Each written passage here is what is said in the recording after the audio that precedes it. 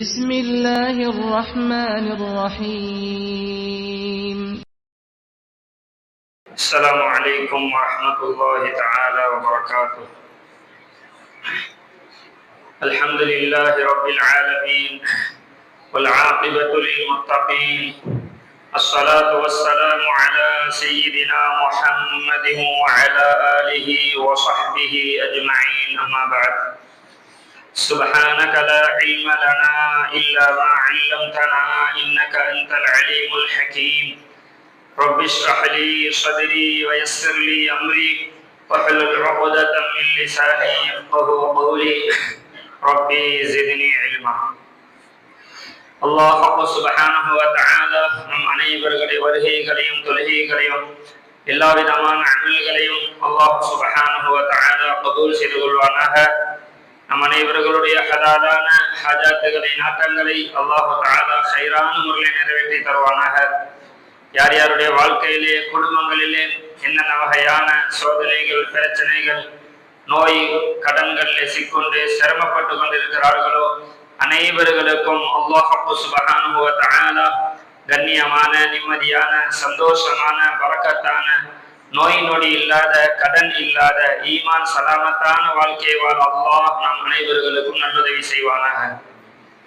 கண்ணியமான அல்லாஹ்வுடைய நல்லடியார்களே, பெரியவர்களே, சகோதரர்களே, அல்லாஹ் சுப்ஹானஹு வ தஆலா அடியார்களாக நம்மை படைத்ததோடு விட்டு விடாமல் அவ்வப்போது அடியார்களுக்கு தேவையான எண்ணற்ற பல நிஅமத்துகளை பல அருட்கொடைகளை அல்லாஹ் தஆலா மனிதர்கள் அவசரப்படுவதை போன்று அவசரப்படாமல் மனிதர்களுக்கு அடியார்களுக்கு எது தேவை எது தேவையில்லை, எதை கொடுத்தால் என்னுடைய அடியான் எனக்கு நன்றியுள்ள அடியானாக இருப்பான், எந்த பாக்கியத்தை கொடுத்தால் என்னுடைய அடியான் என்னை மறந்து விடுவான் என்று அனைத்தையும் அறிந்து ரப்புல் ஆலமீன் அவ்வப்போது நமக்கு தேவையான எல்லா விஷயங்களையும் நமக்கு உதவிகளை செய்து கொண்டிருக்கின்றான்.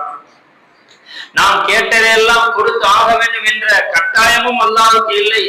நாம் எதை கேட்கவில்லையோ அதை கொடுக்க கூடாது என்ற வரையறையும் இல்லை. நாம் கேட்கதை கொடுக்கக்கூடிய ஆற்றல் உள்ளவன், நாம் கேட்பதை கொடுக்காமல் தடுக்கக்கூடிய சக்தி உள்ளவன், நாம் கேட்காத பாக்கியங்களையும் கொடுக்கக்கூடிய ஆற்றல் உள்ளவன் தான் அல்லாஹ் தஆலா. கண்ணியமான அல்லாஹ்வுடைய நல்லடியார்களே, பெரியவர்களே, சகோதரர்களே, இந்த உலக வாழ்க்கை என்பது நாம் நிரந்தரமாக வாழ வந்த இடமல்ல, ஒரு வாழ்க்கையை தயாரிப்பு செய்வதற்காக வந்திருக்கின்றோம். இங்கு வந்தவர்கள் யாரும் நிரந்தரமாக வாழ்ந்து கொண்டிருக்கவில்லை. எத்தனையோ மனிதர்கள், எத்தனையோ மன்னர்கள், எத்தனையோ செல்வந்தர்கள், கோடீஸ்வரர்கள் வாழ்ந்தாங்க. அவர்களுக்கு ஒரு வாழ்க்கை முடிவு நாள் வந்தவுடன் அல்லாஹ் அழைத்து கொண்டால் சென்று விட்டார்கள். இன்று நாம் இருந்து கொண்டிருக்கின்றோம். இன்னும் சில ஆண்டுகளுக்கு பிறகு நாம் இங்க இருக்க மாட்டோம். அல்லாஹ் நம்மையும் அழைத்துக் கொள்வான், நாமும் செல்ல வேண்டிய இடத்துக்கு சென்று விடுவோம். அதற்கு பிறகு சில மக்கள், புதிய புதிய மக்கள் வருவார்கள், அவர்களும் வாழ்வார்கள். அவர்களுக்குரிய காலம் வந்து விட்டால் அவர்களும் சென்று விடுவார்கள். ஆனால் யாருக்கு எவ்வளவு காலம், யாருக்கு எத்தனை வயது வாழ்வார்கள் என்பது எந்த வரையறையும் நமக்கு தெரியாது. ஆனால் அல்லாஹ் ஒருவனுக்கு மட்டும்தான் தெரியும். எனவே வாழக்கூடிய காலகட்டத்திலே அல்லாஹ் நமக்கு எந்த கட்டளைகளை கட்டளையிட்டிருக்கின்றானோ அதை மனதார ஏற்றுக்கொண்டு, அல்லாஹ் என் மனதை அதிலே ஏற்றுக்கொள்ளாவிட்டாலும், நான் அதை விரும்பினாலும் விரும்பாவிட்டாலும், அல்லாஹ் ரசூல் ஒரு விஷயத்தை சொல்லிவிட்டால் அந்த கட்டளைக்கு நாம் செவி சாய்வதுதான் உண்மையான ஈமான்தாரிகளின் அடையாளம். அந்த அடிப்படையிலே அல்லாஹ் சுப்ஹானஹு வ தஆலா மனிதர்களுக்கு சில சொத்து செல்வங்களையும் சில வசதி வாய்ப்புகளையும் அல்லாஹ் கொடுக்கின்றான். அவர் இருக்கக்கூடிய நேரத்திலே, அவர் உயிரோடு இருக்கும் பொழுது அந்த சொத்து செல்வங்களை எவ்வாறு அவர் செலவழிப்பது, அந்த மனிதன் இறந்து விட்டார், அந்த மனிதன் இறந்து விட்டதற்கு பிறகு அவர் விட்டுட்டு போன அந்த சொத்து செல்வங்களை எவ்வாறு பங்கு வைப்பது, இதற்கெல்லாம் குர்ஆனில் இருக்கின்றது. ஒரு மனிதன் வாழும் பொழுது சொத்து செல்வங்களை வைத்திருந்தார், அவர் வைத்திருக்கும் போது தன்னுடைய பிள்ளைகளுக்கு கொடுக்க வேண்டும் என்று சொன்னால் எப்படி கொடுக்க வேண்டும், அதுவும் குர்ஆனிலே ஹதீஸில் இருக்கின்றது. அவர் நிறைய சொத்து சுகங்களை வைத்திருந்தார், நல்ல வசதி வாய்ப்புகளை நகை நட்டுகளை வைத்திருந்தார், அல்லாஹ்வுடைய அழைப்பை ஏற்று அவர் மரணித்து விட்டார். அவர் விட்டு சென்ற அந்த சொத்து செல்வங்களை எவ்வாறு பங்கு வைப்பது, குர்ஆனிலே சூரா நிசா என்ற அத்தியாயத்திலே அல்லாஹ் தஆலா அநேகமாக 13வது 14வது ஆயத்திலே அல்லாஹ் தெளிவாக சொல்லுகின்றான். எந்த அளவுக்கு சொல்லுகிறான் என்று சொன்னால், ஒரு மரணித்த மனிதன் அவருடைய சொகங்கள் சொத்துக்கள் விட்டு சென்று விட்டால் எவ்வாறு பங்கு வைக்க வேண்டும், சுப்ஹானல்லாஹ். உலமாக்கள் சொல்லுகிறார்கள், அந்த அந்த விஷயத்தை அந்த அந்த சட்ட திட்டத்தை அல்லாஹ் விளக்கமாக சொல்வதை போன்ற குர்ஆனில் வேற எந்த விஷயத்தையும் அல்லாஹ் சொல்லவில்லை. தொழுகுங்கள் அவ்வளவுதான் சொல்றோம், ருக்கூ செய்யுங்க, சஜ்தா செய்யுங்க. இதை தவிர வேற தொழுகையுடைய கட்டளையை வேற எதுலையும் குர்ஆன்ல விளக்கமா பார்க்க முடியாது. நோன்பு முடியுங்க, அவ்வளவுதான். நோன்புன்னா என்ன? சஹர்ல சாப்பிடணும், சஹர்ல சாப்பிடணும். நோன்பு என்னது? இஃப்தார் சாப்பிடணும், அவ்வளவுதான். வேற எப்படி இருக்கணும், என்ன செஞ்சா நோன்பு முடியும்? குர்ஆனிலே தெளிவாக வரல. ஜகாத் கொடுங்க, எவ்வளவு கொடுக்கணும், எந்த முறையில கொடுக்கணும், எத்தனை, அது விளக்கமாக சொல்லப்படல. ஜகாத் கொடுங்க, இன்ன நபர்களுக்கு கொடுங்க.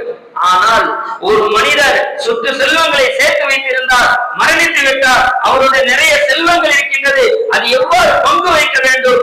சூரா நிசாவுடைய 12வது ஆயத்திலே நீங்கள் எடுத்து பாருங்கள் தர்ஜுமாவை.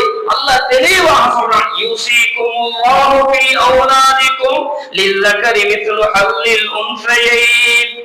அல்லாஹ் உங்களுக்கு வசியத் செய்கின்றான். அந்த மரணித்த மனிதர் அவர் மரணித்ததற்கு பிறகு அவருடைய பிள்ளைகளுக்கு எவ்வாறு பங்கு வைக்க வேண்டும்? கணவர் உயிரோடு இருந்தால் அந்த பிள்ளைங்களுக்கு எவ்வளவு கொடுக்க வேண்டும்? கணவர் மரணித்து விட்டால் அவருடைய மனைவியுடைய பிள்ளைங்களுக்கு எவ்வாறு கொடுக்க வேண்டும்? ஆண் பிள்ளைகள் இத்தனை இருந்தால் எவ்வளவு கொடுக்க வேண்டும்? பெண் பிள்ளைகள் இத்தனை இருந்தால் எவ்வளவு கொடுக்க வேண்டும்? பிள்ளைகள் இல்லாமல் மரணித்து விட்டால் எவ்வாறு பங்கு வைக்க வேண்டும்? பெற்றோர்கள் உயிரோடு இருந்தால் எவ்வளவு கொடுக்க வேண்டும்? பெற்றோரில் ஒருவர் இருந்தால் எவ்வாறு கொடுக்க வேண்டும்? தெளிவாக வருகின்றது. தெளிவாக ஒரு மனிதர் தஃசீர் பார்க்கின்ற அவசியம் இல்லை, வெளிப்படையான சட்டத்தை மட்டும் பார்க்கிறாங்க. தர்ஜுமாவை எடுத்து பார்த்தாலே தெளிவாக தெரியும். அவ்வளவு விளக்கமாக அல்லாஹ் சொல்லுகின்றான். ஆனால் அதை நாம் அமல் செய்கின்றோமா? அதை செயல்படுத்துகின்றோமா? மரணித்து விட்டால் எவ்வாறு பங்கு வைக்கின்றோம்? எவ்வாறு பங்கு வைக்கப்படுகின்றது? நம்முடைய பெற்றோர்கள் இறந்து விட்டார்கள் என்று சொன்னால் அந்த சொத்து செல்வங்களை நாம் எவ்வாறு பிரித்து கொள்கின்றோம்? கண்ணியமான அல்லாஹ்வுடைய நல்லடியார்களே, பெரியோர்களே, சகோதரர்களே, பெற்றோர்கள் உயிரோடு இருக்கும் பொழுது வீடு இருக்கின்றது, நகைகள் இருக்கின்றது, தோப்பு வயல்கள் இருக்கின்றது. அவைகளை பெற்றோர்கள் உயிரோடு இருக்கும் பொழுது பிள்ளைங்களுக்கு கொடுக்கும் போது சமமாக கொடுக்க வேண்டும். அதிலே தயவுதார்த்தனை, அதிலே ஏற்றத்தாழ்வுகள் இருக்கக்கூடாது. ஆண் பிள்ளையாக இருக்கட்டும், பெண் பிள்ளையாக இருக்கட்டும், அது வீடாக இருக்கட்டும், அது நகையாக இருக்கட்டும், சமமாக கொடுக்க வேண்டும். இதுதான் சட்டம். ஆண் பிள்ளையா இருந்தாலும் சரி, பெண் பிள்ளையா இருந்தாலும் சரி, சமமாக பங்கு வைக்க வேண்டும். இது பெற்றோர்களின் கடமை. ஆனால் அதே பெற்றோர்கள் மரணித்து விட்டார்கள் என்று சொன்னால் இப்பொழுது ஏற்றத்தாழ்வு இருக்கின்றது. பெண்களுக்கு ஒரு பகுதி என்று சொன்னால் ஆண்களுக்கு 2 பகுதி, பெண்களுக்கு 1 மடங்கு என்று சொன்னால் ஆண்களுக்கு 2 மடங்கு. இதை நான் சொல்லவில்லை, அல்லாஹ் சொல்கின்றான். இதை யாரும் கை நீட்டி கேட்க முடியாது. ஏன் இவ்வாறு இருக்கின்றது? இது அல்லாஹ்வுடைய கட்டளை. அதே சமயம் இந்த நாம் வீடுகளை கொடுக்கின்றோம், பெண்களுக்கு கொடுக்கின்றோம், பெண் மக்களுக்கு கொடுக்கின்றோம். அதை எவ்வாறு கொடுக்க வேண்டும்? ஆண் பிள்ளைகள் இருக்கிறார்கள் என்று சொன்னால் அவர்களுக்கும் சமமாக கொடுக்க வேண்டும். அவ்வாறு கொடுக்கக்கூடிய சூழ்நிலை இல்லை என்று சொன்னால் அப்பொழுது நம்முடைய பிள்ளைகள், அது பெண் பிள்ளையாக இருக்கட்டும், ஆண் பிள்ளையாக இருக்கட்டும், அவர்களுடைய அனுமதி கேட்க வேண்டும். அவ்வாறு சில சட்டங்கள் இருக்கின்றது. அவ்வாறு ஆண் பிள்ளைகளுக்கு கொடுக்காமல் முழுமையா அந்த வீட்டை பெண் பிள்ளைகள் எழுதிவிட்டோம் என்று சொன்னால் கூடுமா என்று சொன்னால் கூடும். ஆனால் அவர்கள் அநியாயமாக நடந்து விட்டார்கள். அது அவர்களுடைய வீடுதான், பெற்றோருடைய வீடு. அவர்கள் யாருக்கு விரும்புகிறார்களோ அன்பளிப்பாக, ஹிபத்தாக, ஹதியாவாக கொடுக்கலாம். ஆனால் ஹயாத்தோடு இருக்க போகும்போது தங்களுடைய பிள்ளைகளுக்கு அன்பளிப்பு கொடுக்கும் போது சமமாக கொடுக்க வேண்டியது பெற்றோருடைய கடமை. ஒரு பிள்ளைகளுக்கு கொடுத்துவிட்டு இன்னொரு பிள்ளைக்கு கொடுக்கவில்லை, பெண்களுக்கு கொடுத்துவிட்டு ஆண்களுக்கு கொடுக்கவில்லை என்று சொன்னால் அந்த பெற்றோர்கள் சமமாக நடக்கவில்லை. ஊரு பழக்கம் ஷரியத் சட்டமாக மாறாது. ஊர் பழக்க வழக்கங்கள் இஸ்லாமிய சட்டமாக மாறாது. நம்முடைய சட்டத்துக்கு தோதுவாக ஷரியத்தை தேடாமல் ஷரியத்தில் என்ன சொல்லப்படும் அந்த சட்டத்துக்கு நாம் மாற வேண்டும், நாம் மாற்றிக்கொள்ள வேண்டும். யாரும் இவ்வாறு சொல்ல முடியாது. முன்னோர்கள் அவ்வாறு செய்து வந்தார்கள், முன்னால் செய்ததை விட்டு விடுவோம். அல்லாஹ் என்ன சொல்லுகின்றான்? பேசக்கூடிய நானும் நியத்து வைக்க வேண்டும், நானும் ஷரியத் முறைப்படி இனி நடக்க வேண்டும். இதற்கு முன்னால் நடந்ததை விட்டு விடுவோம். நல்ல யோசனை செய்து பாருங்கள். அல்லாஹ் நமக்கு ஒரு விளக்கத்தை தந்திருக்கின்றார். ஒரு தந்தைக்கு 3 பெண் மக்கள் இருக்கிறார்கள் என்று சொன்னால் அந்த 3 பிள்ளைக்கு இந்த தந்தை தான் வீடு கட்ட வேண்டும் என்ற தலை விதியாக நாம் மாற்றிக்கொண்டோம். இது ஷரியத்து சொல்லவில்லை. அதே சமயம் நாம் எப்படி யோசித்து பார்ப்போம், நம்முடைய பிள்ளைகள் 3 பெண் மக்கள் என்று சொன்னால் 3 பிள்ளைக்கு திருமணம் முடிச்சு கொடுக்கிறோம். அந்த திருமணம் முடிச்ச அந்த கணவன் வீடு கட்ட வேண்டும் சொன்னால் அவர் தன்னுடைய மனைவிக்கு வீடு கட்டுவாரு, அதோட சந்தோஷமா போயிடுவார். இப்ப 3 ஆண்களும் என்ன செய்வாங்க, தன்னுடைய மனைவிமார்களுக்கு வீடு கட்டுவாங்க. இதுல பெற்றோர்களுக்கு எந்த சுமையும் இருக்காது. இதற்கு மாற்றமாக நாம் என்ன செய்கின்றோம் என்று சொன்னால் 3 பிள்ளைகளுக்கு அந்த தந்தை கொடுக்க வேண்டும் என்று சொன்னால் 2 பிள்ளைக்கு வீடு கட்டியாச்சு. இப்ப 3வது பிள்ளைக்கு கொடுக்கிறதுக்கு சக்தி இல்லை. இந்த பிள்ளைய உள்ளத்துல என்ன எண்ணம் வரும், என்னுடைய முன்னால் உள்ள சகோதரிகளுக்கு கொடுத்து விட்டு என்னை விட்டு விட்டார்கள். கண்ணியமான அல்லாஹ்வுடைய நல்லடியார்களே, பெரியவர்களே, சகோதரர்களே, சில நேரத்திலே சில சட்டத்திட்டங்கள் நம்முடைய பார்வையிலே சாதாரணமாக நாம் கருதுகின்றோம். ஆனால் அல்லாஹ் அதை அவ்வாறு சொல்லவில்லை. இது பயங்கரமான விஷயம் என்று அல்லாஹ் சொல்லுகின்றான். இந்த வராசத் சொத்தை பங்கு வைக்கக்கூடிய விஷயத்தை பற்றி அல்லாஹ் சொல்லும் பொழுது யூசிக்குமுல்லாஹ், அல்லாஹ் உங்களுக்கு வசியத் செய்கின்றான். பொதுவாக ஒரு மனிதன் மரணிக்கும் போது வசியத் செய்தாலே அதை நிறைவேற்றுவது ஃபர்து, கட்டாய கடமை, மனிதர்கள் செய்தாலே. இங்கு அல்லாஹ் இந்த சட்டத்தை சொல்லும் பொழுது யூசிக்குமுல்லாஹு, அல்லாஹ் உங்களுக்கு வசியத் செய்கின்றான். وَمَن يَعْصِ اللَّهَ وَرَسُولَهُ وَيَتَعَدَّ حُدُودَهُ, யார் அல்லாஹ்வுடைய கட்டளைகளுக்கு மாறு செய்வார்களோ, நபி சொன்ன சட்டத்திட்டத்துக்கு மாற்றம் செய்வார்களோ, யார் அல்லாஹ் போட்ட கட்டளைகளை அந்த எல்லைகளை தாண்டுவார்களோ, அல்லாஹ் சொல்றான் யுத்ஹிலுஹு நாரன் ஹாலிதன் ஃபீஹா, அல்லாஹ் அவர்களை நரகத்திலே தள்ளி விடுவான். மேலும் அவர்கள் அந்த நரகத்திலே நிரந்தரமாக தங்குவார்கள். குர்ஆனுடைய ஆயத், அந்த வாரிசுரிமை சட்டத்திலே ஆயத்தை அல்லாஹ் இந்த வார்த்தையை கொண்டு முடிக்கின்றான். இது நான் போட்ட கட்டளை, இது என்னுடைய எல்லை, இந்த எல்லையை தாண்டி விடாதீர்கள் அல்லாஹ் சொல்லுகின்றான். கண்ணியமான அல்லாஹ்வுடைய நல்லடியார்களே, பெரியவர்களே, சகோதரர்களே, நாம் ஒவ்வொரு ஆண்களும் நியத்து வைக்க வேண்டும். நான் இன்ஷா அல்லாஹ் எனக்காக நான் சொந்தமாக நான் வீடு கட்டுவேன், நான் என்னுடைய குடும்பத்தை வைப்பேன். ஒவ்வொரு ஆண்களும் நியத்து வைக்க வேண்டும். எனக்கு பெண் பிள்ளைகள் இருந்தால் நான் அனுப்பி வைப்பேன் என்னுடைய மகனை. உண்மையான சில பேர் நினைக்கலாம், மௌலானா பேசுவாரே அதெல்லாம் சாத்தியமா, சும்மா பயான்ல அப்படி பேசுவாங்க, இதெல்லாம் சாத்தியமா நினைச்சா அவர்களுக்கு அல்லாஹ் அப்படி ஆக்கிடுவோம், உன்னால முடியாதுன்னு. யாரு அல்லாஹ்வுடைய கட்டளையா? நபி ஸல்லல்லாஹு அலைஹி வஸல்லம் சொன்னாங்களா, எனக்கு கோர்ஸ் இல்ல சோர்ஸ் இல்ல, ஆனா அல்லாஹ் மேல நம்பிக்கை இருக்குது. நான் அல்லாஹ்வுடைய கட்டளைகளை நிறைவேற்றுவதற்காக நான் பிஸ்மில்லாஹி தவக்கல் அலைஹி நான் இறங்குவேன், அல்லாஹ் எனக்கு உதவி செய்வான். நல்லா யோசனை பண்ணி பாருங்க. ஹஜ்ஜுக்கு போறவங்க எல்லாத்தையும் காசு மொத்தமா வச்சு போவல்ல, சில பேர்ட்ட இருக்குது கால்வாசி காசு கூட இருக்காது, ஆனா ஃபார்ம் ஃபுல்லா போறாங்க. என்ன அல்லாஹ் உதவி செய்வான். வீடு கட்டுறோம், எத்தனை பேரு மொத்தமா 20 லட்சம் 30 லட்சம் காசை சேர்த்து வச்சுட்டு எல்லாரும் கட்ட இறங்கல, கொஞ்சோட வச்சிருக்கிறாங்க, அஸ்திவாரம் போடுறாங்க. மிச்ச நம்பிக்கை அல்லாஹ் தருவான், இறங்குவோம். இதே நம்பிக்கைய நாம இந்த மாதிரியான விஷயத்துல அல்லாஹ் எனக்கு வசதியை தருவான், நான் இன்ஷா அல்லாஹ் செய்வேன். என்னுடைய மகனை அதெல்லாம் யார் அந்த மாதிரி வீடு தருவான், என் மகன் அனுப்புறதுக்கு யார் அந்த மாதிரி மாப்பிள்ளை தருவான் நினைக்காதீங்க. நான் அந்த மாதிரி நியத்து வச்சா என் நியத்துக்காக அப்படிப்பட்ட ஜோடியை பொருத்தமான சாலிகான ஜோடி அல்லாஹ் தருவான். எப்படி தருவான்? அல்லாஹ்வுடைய கையில. இந்த சட்டம் நம்ம ஊர்ல மட்டும்தான், சில ஊர்கள்ல மட்டும்தான் இப்படி நடக்குது, மற்ற ஊர்கள்ல எப்படி நடக்குது? அதனால குடும்பங்களுக்கு மத்தியில பிரச்சனைகள் வர்றது இல்ல, அப்படியே வந்தால் அட்ஜஸ்ட் பண்ணி போயிடுறாங்க. ஆனா இன்னைக்கு அதிகமான பிரச்சனைகளுக்கு காரணம் பிள்ளை அவங்க தான் பிறக்கிறது அதே வீடு, பெண் பிள்ளைகள் பிறக்கிறது அதே வீடு, வாழ்றது அதே வீடு, மரணிக்கிறது அதே வீடு. கண்ணியமான அல்லாஹ்வுடைய நல்லடியார்களே, நல்லா விளங்கிக் கொள்ளுங்க. நமக்கு இந்த ஊர்ல நமக்கு வசதி இல்லையா, இப்போதைக்கு வசதி இல்லையா, சொந்தமா இடம் வாங்கி வீடு கட்டுறதுக்கு வசதி இல்லையா, அல்லாஹ்வை நம்பி வாடகை வீட்டுல கொஞ்ச நாள் தங்குவோம். தங்குறது கேவலமா? வாடகை வீட்டுல நம்ம வெளியூருக்கு போயிட்டோம், எங்க தங்குறோம்? சொந்தமா வீடு கட்டியா தங்குறோம். வெளிநாடுகளுக்கு போயிட்டோம், எல்லாரும் சொந்தமா வீடு கட்டியா வாழ்றோம்.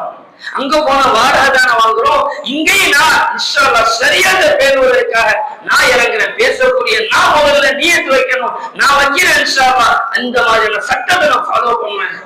இதனால எத்தனை பெற்றோர்கள் வயது வந்தோம், அதாவது 50 வயசு 55 வயசுக்கு மேலே முழுமையாக இபாதத்தில் இறங்க வேண்டிய வயசு, அந்த வயசுலயே டென்ஷன், என்ன செய்யறது, பிள்ளைகளுக்கு என்ன செய்யறது, இன்னும் தேவை ஆக வேண்டிய காரியங்கள் இருக்குது. கண்ணியமான அல்லாஹ்வுடைய நல்லடியார்களே, பெரியவர்களே, சகோதரர்களே, இந்த மாதிரி ஒவ்வொரு ஆண்களும் நான் என்னுடைய மனைவிக்கு வீடு கட்டுவேன், நான் எனக்காக நான் சொந்தமா என் மனைவி மக்களை வைக்கிறதுக்காக நான் வீடு கட்டுவேன் சொன்னா ஒவ்வொரு பெண்மணி மனைவியாக இருப்பாங்க. அந்தந்த மனைவி தன்னுடைய கணவன் பொறுப்பெடுத்துருவாங்க. அங்க என்ன நடக்குது?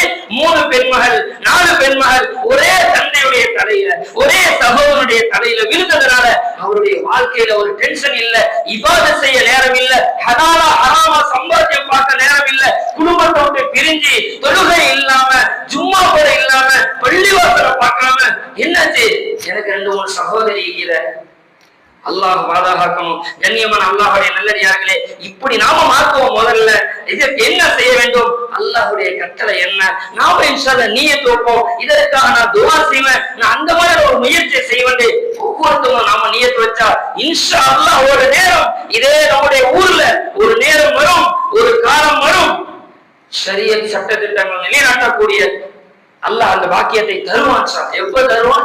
ஒவ்வொருத்தவங்களும் நான் நியத்து வைக்கணும். இங்க இருக்கக்கூடிய ஒவ்வொரு வாலிபர்களும் ஒவ்வொரு ஆண்களும் நாம் நியத்து வைப்போம். இன்ஷா அல்லாஹ் இந்த மஜ்லிஸ்ல ஜும்மா நாள்ல கேட்கிற துஆ கபூல் ஆகும். நான் இந்த மஸ்ஜிதில இருந்து இந்த மஜ்லிஸ்ல இருந்து அல்லாஹ்வுடைய கட்டளைகளை நிலைநாட்டுவதற்காக நான் இன்ஷா அல்லாஹ் இறங்குறேன். குர்ஆன் ஆயத்துல என்ன வருது? கணவன் மனைவி பிரச்சனை வந்துருச்சு அப்படின்னு சொன்னா உடனடியாக மனைவி அவங்க தாய் வீட்டுக்கு அனுப்பி விடாதீங்க, கொஞ்சம் வீட்டிலேயே தங்கி வையுங்க, கொஞ்சம் படுக்கைய முகத்தை திருப்பி கொள்ளுங்க. வீட்டுக்கு அனுப்பாதீங்கன்னா என்ன சட்டம்? கணவன் அவர் தன்னுடைய கஷ்டம்ல வச்சிருக்கணும், அவர் தன்னுடைய பொறுப்புல வச்சிருக்கணும், அவர் தன்னுடைய மனைவி அந்த வீட்டிலிருந்து வெளியாக்கி இருக்க வேண்டும். அப்போதுதான் தாய் வீட்டுக்கு அனுப்பாது என்ற சட்டம் பொருத்தமாக இருக்கும். எனவே கண்ணியமான அல்லாஹ்வுடைய நல்லடியார்களே, பெரியோர்களே, சகோதரர்களே, நாம் நியத்து வைப்போம் இன்ஷா அல்லாஹ். அதே போன்று பெற்றோர்கள் விட்டு சென்ற அந்த சொத்து செல்வத்தை எவ்வாறு பங்கு வைப்பது? இன்று எவ்வாறு நடக்கின்றது? வீடா அது பெண் பிள்ளைகளுக்கு உள்ளது, நகையா அது பெண் பிள்ளைகளுக்கு உள்ளது, தோப்பு துறவா அது ஆண்களுக்கு உள்ளது. இது ஷரியத் சட்டம் இல்ல. மரணித்ததற்கு பிறகு நகையாக இருந்தாலும் அதிலே ஆண்களுக்கும் பங்கு இருக்கின்றது. அவர் அணிய மாட்டார், ஆனால் பெற்றோர் விட்டு சென்ற சொத்து அது எல்லா பிள்ளைகளுக்கும் சேர்ந்ததுதான். நகை ஆண்கள் அணிய மாட்டார்கள் என்பதற்காக அவர்களுக்கு நகை போகாது என்று கிடையாது. அதை மொத்தமாக கொண்டு வர வேண்டும். எந்த அளவுக்கு என்று சொன்னால் பெற்றோர்கள் சொத்து செல்வங்களை விட்டு சென்று விட்டார்கள். வீடு, தோப்பு, வயல் அவர்கள் சென்றதற்கு பிறகு ஹதீஸிலே வருகின்றது, ஒரு மனிதர் மரணித்து விட்டால் அவர் விட்டு சென்ற அந்த சொத்து செல்வங்களை 4 முறையாக பங்கு வைக்க வேண்டும். கவனமாக கேளுங்கள். ஒரு மனிதர் மரணித்து விட்டார் என்று சொன்னால் அவர் விட்டு சென்ற சொத்து செல்வங்களை 4 வகையாக பிரிக்க வேண்டும். முதலாவது அவர் விட்டு சென்ற செல்வத்தை, காசு பணத்தை எதற்கு செலவழிக்க வேண்டும்? கஃபன், தஃபன், கஃபன் அணிவிப்பதற்காகவும் அவரை கபரிலே அடக்கம் செய்வதற்காகவும் இந்த செலவுகளுக்காக நம்ம மையத்துடைய காசிலிருந்து செலவு செய்யும். முதலாவது.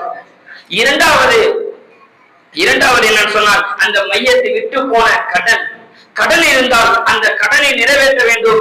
எந்த அளவுக்கு செல்வம் இருக்கின்றதோ அந்த செல்வங்கள் அனைத்தும் கடனுக்கு தான் சரியாக இருக்கும் என்று சொன்னால் அனைத்தும் கடனுக்கு மட்டும்தான் போகும். வேற யாரும் ஒரு பைசா எடுக்க முடியாது. பிள்ளையா இருந்தாலும் சரி, கணவனா இருந்தாலும் சரி, அது மனைவியா இருந்தாலும் சரி, அவர் விட்டுட்டு போன கடன் அவ்வளவு அமௌண்ட் எவ்வளவு விட்டுட்டு போனாலும் அத்தனை கடனுக்கு கொடுக்க சரியா இருக்கும் சொன்னா ஒரு புள்ள ஒரு பைசா எடுக்க முடியாது. அது அத்தனை கடனை நிறைவேற்ற. இது 2வது வகை. 3வது வகை மையத்தை சொல்லிட்டு போன வசியத். சில சொல்லிட்டு போனாங்க, இத மதரசாக்கு கொடுங்க, இத பள்ளிவாசலுக்கு கொடுங்க, இது அந்த ஏழைகளுக்கு கொடுங்க இப்படின்னு சொல்லி, அல்லது இதை வந்து என் பேர்ல ஹஜ்ஜுக்காக நான் மரணித்ததற்கு பிறகு என் பேர்ல உம்ராவுக்காக செலவு செய்ய இப்படி சொல்லிட்டு போனா அதை செலவழிக்கணும். அதுக்கும் ஒரு எல்லை இருக்குது. உதாரணமாக 10 லட்சம் ரூபாய் விட்டுட்டு போனாங்க. அந்த தந்தை மூத்தா போகும்போது என்ன சொல்லிட்டாரு? இந்த 10 லட்சத்தையும் பள்ளிவாசல் கொடுத்துரு. அப்படி சொல்ல முடியாது, அப்படி செய்யவும் முடியாது. 3ல 1 தான் வசியத்தை எடுக்க முடியும். சொல்றவங்க 3ல தன்னுடைய செல்வத்துல 3ல ஒரு பகுதி தான் வசியத்தை செய்யணும். அதற்கு மேல் அதிகமாக செய்தாலும் அந்த செல்வத்தில 3ல் ஒரு பகுதி தான் வசியத்தை நிறைவேற்ற வேண்டும். மிச்சத்தை எல்லாம் கடனுக்கோ வசியத்துக்கோ அப்படி நிறைவேற்றணும். 3வது வசியத் என்ன செஞ்சுட்டு போனாலும் அதை நிறைவேற்றணும். இது எல்லாம் முடிஞ்சதற்கு பிறகுதான் கடைசி வாரிசுகள் பிரிக்கணும். இது எல்லாம் ஃபர்ஸ்ட் இந்த 3 செஞ்சு முடிச்சதற்கு பிறகு எவ்வளவு மிஞ்சுதோ அதுல இருந்து பிள்ளைங்க, கணவன், மனைவி, வேற யார் இருக்கிறாங்களோ சகோதரர்கள் அவங்களுக்கு கொடுக்கணும். இதுல ஆண் பிள்ளையாக இருந்தாலும் பெண் பிள்ளையாக இருந்தாலும் எல்லோருக்கும் போகும். ஆனா சில வழிமுறைகள் இருக்கின்றது. பெண்களுக்கு 1 பங்கு, ஆண்களுக்கு 2 பங்கு. அதுல தெளிவா வருது, ஒரு ஆம்பளை புள்ள ஒரு பொம்பளை புள்ள. அப்ப சட்ட சட்டம் என்ன? ஒண்ணு. 2 ஆம்பளை புள்ள 1 பொம்பளை புள்ள, அப்ப சட்டம் என்ன? அது வேற. கணவன் மனைவி இருக்கிறாங்க, அதுல கணவன் மூத்த போயிட்டாரு, பிள்ளைங்க இருக்குது, அப்ப சட்டம் என்ன? கணவன் மனைவியில கணவன் மூத்த போயிட்டாரு, மனைவி இருக்கிறாங்க, அப்ப பிள்ளைங்க இல்ல, அப்ப சட்டம் என்ன? சகோதரர்கள் இருக்கிறாங்க, பிள்ளைங்க இல்ல. தெளிவா நீங்க குர்ஆன் எடுத்து பாருங்க. அதை பார்த்துட்டு நாமளே முடிவெடுத்துறாங்க. அதுக்கு வேற எதுவும் விளக்கம் இருக்குதான்னு அது சார்ந்த ஓதனை உலமாக்களை கேட்டுட்டு முடிவெடுத்துக்கணும். ஆனா படிச்சு பாருங்க, எவ்வளவு தெளிவா அல்லாஹ் சொல்றோம். கண்ணியமான அல்லாஹ்வுடைய நல்லடியார்களே, பெரியவர்களே, சகோதரர்களே, நாம நியத்து வைக்க வேண்டும். எந்த அளவுக்கு உலமாக்கள் சொல்லுகின்றார்கள், ஒரு இறைநேசர் ஒரு மனிதரை சந்திப்பதற்காக நோயாளியாக இருந்தார், அவரை சந்திப்பதற்காக சென்றார்கள். அவர்களை சந்தித்து பார்த்து கொண்டே இருக்கும் பொழுது அந்த நோயாளி மரணித்து விட்டார். இந்த இறைநேசர், இந்த இறையடியார் என்ன செஞ்சாங்க, அந்த பார்த்து கொண்டிருக்க போகும்போது ஒரு விளக்கு எரிஞ்சு கொண்டு இருந்துச்சு. அந்த காலத்தில் உள்ள விளக்கு நம்ம ஊர்ல எல்லாம் பார்த்துருப்பாங்க, இந்த மண்ணெண்ண விளக்கு, அந்த விளக்கு எரிஞ்சு கொண்டு இருந்துச்சு.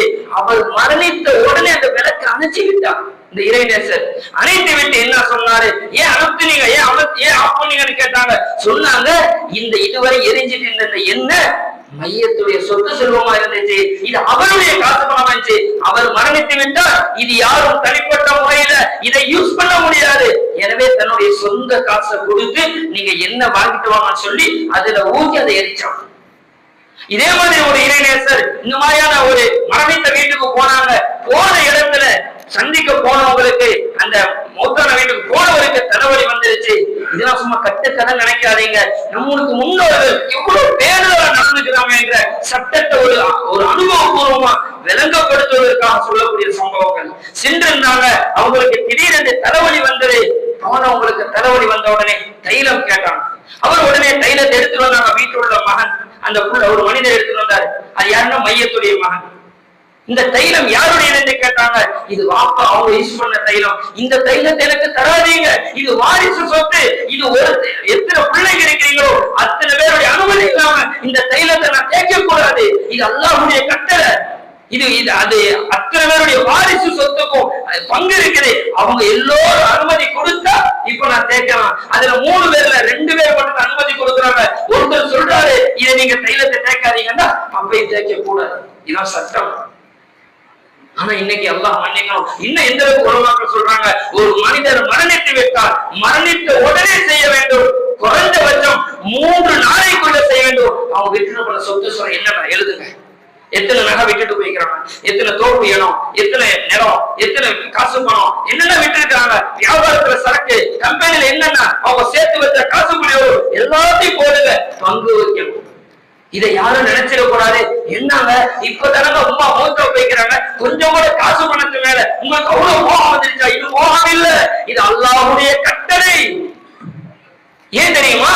நாளுக்கு நாள் சென்று கொண்டே இருக்கும் என்று சொன்னால், யாரு சொந்தக்காரரோ வாரிசுக்கு அவருக்கு அந்த சொத்து செல்வம் போகாம பின்னாடி அவர் மோத்தா போனதற்கு பிறகு வாரிசு மோத்தா போனதுக்கு ஒரு பிள்ளைங்க வருவாங்க, அவங்களுக்கு போயிடும். சரி, இதனால என்ன ஏற்படும் என்று சொன்னா, அந்த இருக்கக்கூடிய உம்மா அப்பா மோத்தா போன உடனே பிள்ளைங்களுக்கு நிலவர தெரியும், இது யாருடையது, இது எவ்வளவு, உம்மா அப்பா எவ்வளவு வாங்கியிருந்தாங்க, உம்மா அப்பா எவ்வளவு கொடுத்திருந்தாங்க, இது தெரியும். காலங்கள் செல்ல செல்ல மறதியும் ஏற்பட்டுவிடும். பின்னாடி வந்த பிள்ளைகளுக்கு இது யாருடையது தெரியாது. இதனால சொத்து சொல்றதுக்கு கூட பிறந்த சகோதர சகோதரிகள் அடிச்சு கொள்ளக்கூடிய நிலவரங்களை நாம் பார்க்கிறோம்.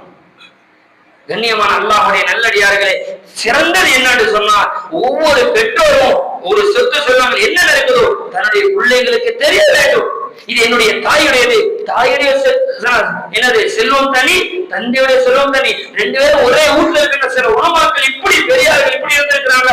இந்த ரூமுக்குள்ள இருக்கிறது மட்டும்தான் என்னுடையது, இந்த ரூமுக்கு வெளியில இருக்கிற ஒரு தாயுடையது. சில பேருக்கு தெரியாது அந்த மாதிரி ஒரு எண்ணங்கள் வரும். என்ன நீங்க இவ்வளவு பிரிச்சு பேசுறீங்க? இது நான் பிரிச்சுக்கல, அல்லாஹ்வுடைய கட்டளை. தாயை தந்த மூத்தவா எல்லாம் நம்ம வீட்டுல உள்ளது, எல்லாரும் பொருந்திக்கிட்டாங்க, எதை யூஸ் பண்ண வேண்டாம் பிரச்சனை இல்லை. ஒரு தந்தை மரணித்து விட்டாங்க, தந்தை விட்டுட்டு போன வாகனம் இருக்கின்றது, தந்தை விட்டுட்டு போன போன் இருக்கின்றது, தந்தை விட்டுட்டு போன ஆடைகள் இருக்கின்றது. ஒவ்வொரு பிள்ளை எனக்கு ரொம்ப பிடிக்கும், நான் எடுத்துக்கிறேன், இந்த காரை நான் ஓட்டிக்கிறேன், முடியாது, அப்படி எடுக்க கூடாது. அனைத்தையும் கொண்டு வாங்க. காரா, பைக்கா, போனா, வாட்சா, அனைத்தையும் கொண்டு வரும். என்னென்ன லிஸ்ட் அவுட் போட வச்சுக்க, நான் இந்த போனை வச்சிருக்கிறேன், நீ இந்த நகையை வச்சுக்க. எல்லாரும் புரிஞ்சுக்கிட்டாங்க, பிரச்சனையே இல்ல. சட்டத்தை பார்த்து தாண்டி இல்ல, எல்லாரும் புரிஞ்சுக்கிட்டாங்க. பரவாயில்ல, நீ வச்சுக்க, இந்த தோப்பை நீ வச்சுக்க, இந்த வீட்டை நீ வச்சுக்க, இந்த வயலை நான் வச்சுக்கிறேன். அல்ஹம்துலில்லாஹ், பிரச்சனை இல்ல. அல்ஹம்துலில்லாஹ், எல்லாம் புரிஞ்சுக்கிட்டாங்க. அவங்க பாதிப்பதே பிரச்சனை இல்ல. எப்ப இந்த பிரச்சனை வரும், அவளுக்கு மட்டும் அவ்வளவு போகுது. நான் தானே எங்க உமாவை கடைசியில பார்த்தேன். நீங்க பார்த்ததுக்கு நன்மை அல்லாஹ் தருவான். நீங்க தாய்க்கு ஹிதுமை செஞ்ச நன்மை அல்லாஹ் தருவான். அதுக்காக நான் தான் செஞ்சங்கிறதுக்காக மௌத்தா போனதற்கு பிறகு அதுல யாரும் உரிமையை கொண்டாட முடியாது. ஆனா தாயை பார்த்தா நன்மை நமக்கு கிடைக்கும், தாயை உதாசீனப்படுத்தினதுக்கு தண்டனை கிடைக்காது, சரி. ஆனா எப்போ மௌத்தா போயிட்டாங்க, அந்த சொத்தை எப்படி பங்கு பிரிக்கிறது? இது அல்லாஹ் ரசூலுடைய கட்டளை. எனவே அல்லாஹ்வுடைய நல்லடியார்களே, நாம மாற வேண்டும். எப்போ நம்முடைய முன்னோர்கள் அப்படி இருந்தாங்கிறதுக்கா முன்னோர்களை யாரும் குறை சொல்ல வேண்டாம். முன்னாடியில ஒத்துமை இருந்துச்சு, அமைதி இருந்துச்சு, எனக்கு இருந்துச்சு, முகப்பத் இருந்துச்சு. ஒரே வீட்டுல 5 பேர் இருந்தாங்க, மாஷாஅல்லாஹ், எல்லாம் முகப்பத் இருந்தாங்க, எல்லாம் ஒத்துமை அனுசரிச்சு நடந்தாங்க. இன்னைக்கு எல்லாம் தனித்தனி ஃபேமிலியா இருந்தும் கூட உள்ளத்துல ஒரு நிம்மதி இல்லை. கூட பிறந்த சகோதரிக்கு எதிரியா மாறிட்டான். அல்லாஹ் மன்னிக்கணும், எல்லா குடும்பத்திலும் இல்ல மாஷாஅல்லாஹ். அதனால கண்ணியமான அல்லாஹ்வுடைய நல்லடியார்களே, இதை சரியான முறையில இந்த ஒரு கொஞ்ச நேரத்துல எல்லாத்தையும் முழுமையாக சொல்லி முடிக்க முடியாது. ஒரு மரணித்து விட்டாங்களா, உலமாக்கள் அதுக்குண்டு தகுதியான உலமாக்களை கூப்பிட்டு, இந்த மாதிரி எங்க அம்மா விட்டுட்டு போன இவ்வளவு செல்வம் இருக்குது, என் தாய் விட்டுட்டு போன சுகங்கள் இவ்வளவு செல்வங்கள் இருக்குது, நாங்க என்ன செய்ய, எப்படி பிரிக்கணும்? இது உலமாக்கள் சொல்றாங்க, மரணித்த 3 நாளைக்குள்ள பிரிக்கிறதுதான் ஏற்றம். அதை தாண்டி ரொம்ப காலதாமதம் செஞ்சு சொன்னா அதுல விஷயங்கள் சில நேரத்துல வியாபாரம் கூடும், சில நேரத்துல நஷ்டம் வரும். இதுல சில பிரிக்கும் போது பிரச்சனைகள் வரும். அல்லாஹ் தஆலா ஷரியத்தை சட்டத்திட்டங்களை முழுமையாக சரியாக விளங்கி அதை பின்பற்றி நடக்கக்கூடிய வாக்கியத்தை அல்லாஹ் நமக்கு நம்முடைய சந்ததிகளுக்கு அல்லாஹ் நசீபாக்கி தருவானாக. இதற்கு முன்னர் நடந்த விஷயங்கள் ஏதாச்சும் குறைபாடுகள் இருந்தால் அல்லாஹ் மன்னித்து ஷரியத்துக்கு தோதுவாக நம்முடைய எண்ணங்களை மாற்றிக் கொள்ளக்கூடிய வாக்கியத்தை அல்லாஹ் நம் அனைவருக்கும் நசீபாக்கி தருவானாக. வ ஆகிரு தஅவானா அல்ஹம்துலில்லாஹி ரப்பில் ஆலமீன். அஸ்ஸலாமு அலைக்கும் வரஹ்மத்துல்லாஹி வபரகாத்துஹு.